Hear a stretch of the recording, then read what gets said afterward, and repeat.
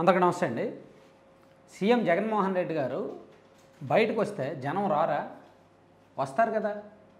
జగన్మోహన్ రెడ్డి గారికి ఉన్న mass image ఏంటి, ఆయనకున్న ఫ్యాన్ బేస్ ఏంటి, అందులోకి ఆయన సొంత జిల్లా పొద్దుటూరు లాంటి నియోజకవర్గము, కమలాపురము, ఇడుపులపాయ.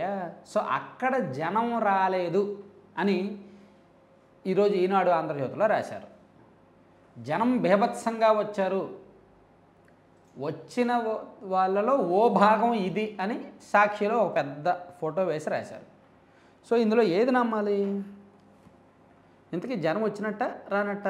సీఎం జగన్మోహన్ రెడ్డి గారి సభలకు నిన్న జరిగిన మీటింగులకి అనేది మనం ఒకసారి ఆలోచించుకుంటే ఖచ్చితంగా డిస్కస్ చేయాల్సిన అవసరం.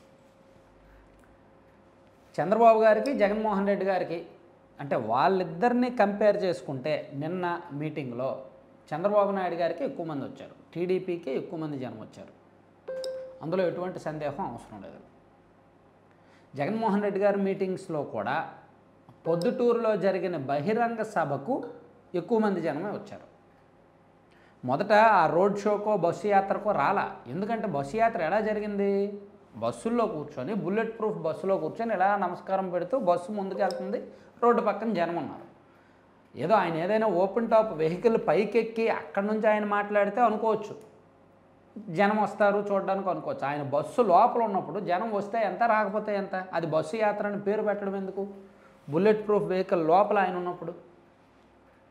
సో పొద్దుటూరులో మీటింగ్ వరకే మనం మాట్లాడుకుంటే జనం అయితే మాత్రం బాగానే వచ్చారు, గట్టిగానే వచ్చారు. కానీ సమస్య ఏంటంటే చివరి వరకు లేరు. జగన్మోహన్ రెడ్డి గారు స్పీచ్ ప్రారంభించిన తర్వాత కేవలం 10 అంటే 10-15 నిమిషాలు మాత్రమే ఉన్నారు. ఆ తర్వాత ఒక్కొక్కరు జారుకున్నారు. అదే సమస్య. జగన్మోహన్ రెడ్డి గారు తన మీటింగులకు వచ్చిన జనాల్ని చివరి వరకు నిలబెట్టుకోలేకపోతున్నారు. మొదటి నుంచే అదే సమస్య. ఆయన బటన్ నొక్కడానికి కొన్ని బహిరంగ సభలకు వెళ్తారు చూడండి, జిల్లాల్లో మీటింగులు పెడతారు చూడండి, విద్యా దీవెనని, అమ్మఒడని, ఆ కానుకని, ఈ కానుకని బటన్లు నొక్కే కార్యక్రమాలకు వెళ్ళారు కదా. ఈ 4.5 సంవత్సరాలుగా ఆయన వెళ్ళారు కదా. వెళ్ళినప్పుడు ఏం మాట్లాడారు? సో 2019లో సీఎం అయ్యాక 2020లో విన్నారు, 2021లో విన్నారు, 2022లో కూడా విన్నారు. అదే సొద. పేదలకు పెత్తందారులకు యుద్ధము, దత్తపుత్రుడు, దుష్ట చతుష్టయము, అది జరిగింది, ఇది జరిగింది, బటన్ నొక్కాను, నేను ఇన్ని బటన్లు నొక్కాను, మీరు ఇన్ని బటన్లు నొక్కండి. సో ఇది మంచి వాళ్ళకి చెడ్డ వాళ్ళకు యుద్ధము, వాళ్ళందరూ రాక్షసులు, వాళ్ళందరూ ఆమోకలు. ఇదే ఏడుపు, ఇదే సోద. ఎవరు మాత్రం వినాలి? ఎందుకు వినాలి? అధికారంలో ఉన్నది ఆయన, విషయం చెప్పాల్సింది ఆయన, చేసింది చెప్పుకోవాల్సింది ఆయన. ఎస్, మద్య నిషేధం అని హామీ ఇచ్చాను, చెయ్యలేకపోయాను, ఎందుకు చేయలేదు, కారణం ఇది, మళ్ళీ చేసే ప్రయత్నం చేస్తా. చెప్పండి, నిజం కదా, నిక్కచ్చిగా నిజాయితీగా ఒప్పుకోండి. ఏంటి జగన్మోహన్ రెడ్డి గారు లాంటి నిజాయితీపరుడు అధికారంలో ఉండాలి అని ఓట్లేస్తారేమో, ఆయన చేసిన తప్పు ఒప్పుకున్నాడు అని ఓట్లేస్తారేమో. ఎస్, నేను మెగా డిఎస్సీ అన్నాను కానీ ఇవ్వలేకపోయాను, 6100 పోస్టులే ఇచ్చాను, దానికి కారణం ఇదే, మళ్ళీ అవకాశం ఇవ్వండి, చేస్తాను.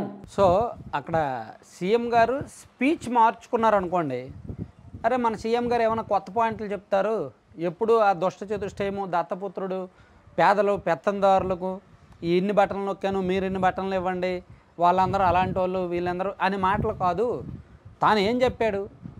ఇదిగో 2019లో ఈ హామీ ఇచ్చా, మెగా డిఎస్సీ ఇస్తానన్నాను కానీ 6100 పోస్టులే ఇవ్వగలిగాను, ఇంకోసారి అవకాశం ఇవ్వండి, 20,000 పోస్టులు ఇస్తా అని చెప్తే ఏమో సీఎం గారు చేసిన తప్పు ఒప్పుకున్నాడు, మళ్ళీ ఓటేద్దాం అనుకుంటారేమో, చివరి వరకు వింటారేమో. అలాగే సిపిఎస్ రద్దు చేస్తానన్నాను కానీ నాకు అది ఎంత బడ్జెట్ అవుద్దో నాకు తెలియదు, అది అధికారంలోకి వచ్చిన తర్వాత మొత్తం చూస్తే 10 లక్షల కోట్లు, మన రాష్ట్ర బడ్జెట్ సరిపోవట్లేదు, దానికి లక్ష కోట్లు ఎంతో పెట్టాల్సి వస్తుంది. సో అది సంవత్సరాలు పెరిగే కొద్దీ కొన్నాళ్ళు అయినప్పటికీ ఒక 10 లక్షల కోట్లు దానికే పెట్టాల్సి వస్తుంది కొన్నేళ్ళు అయ్యాక. సో అదంతా ఇంపాసిబుల్, అది అయ్యేది కాదు. సో అందుకే అది మానేసాం, అందుకని అమలు చేయలేకపోయాం అని ఎక్కడెక్కడైతే గవర్నమెంట్ ఫెయిల్ అయిందో అది చెప్పారు అనుకోండి, ఎస్ జగన్మోహన్ రెడ్డి గారిలో నిజాయితీ ఉంది అని నమ్ముతారు. ఎందుకంటే నేను ఈ మాట అంటున్నాను, ఇదే జగన్మోహన్ రెడ్డి గారు గతంలో కొన్ని పలుకులు పలికారు, చెప్పారు, చాలా స్పష్టంగా చెప్పారు.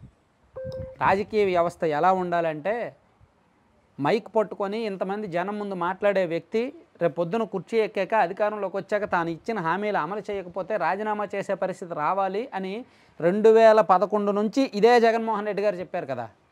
సో అప్పుడు ఉన్న నిజాయితీ ఇప్పుడు ఏం లేదు. ఎందుకు లేదు? అప్పుడు ప్రతిపక్షంలో ఉన్న నిజాయితీ అధికారంలోకి వచ్చాక ఎందుకు ఫేక్ అయిపోయింది?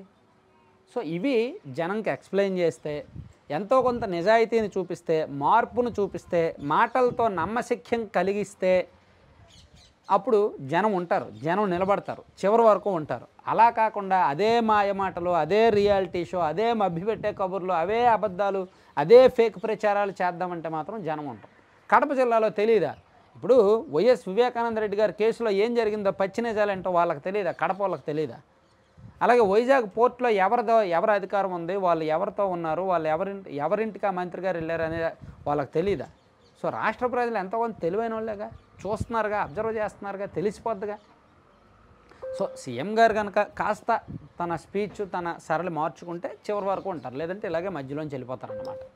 Thank you.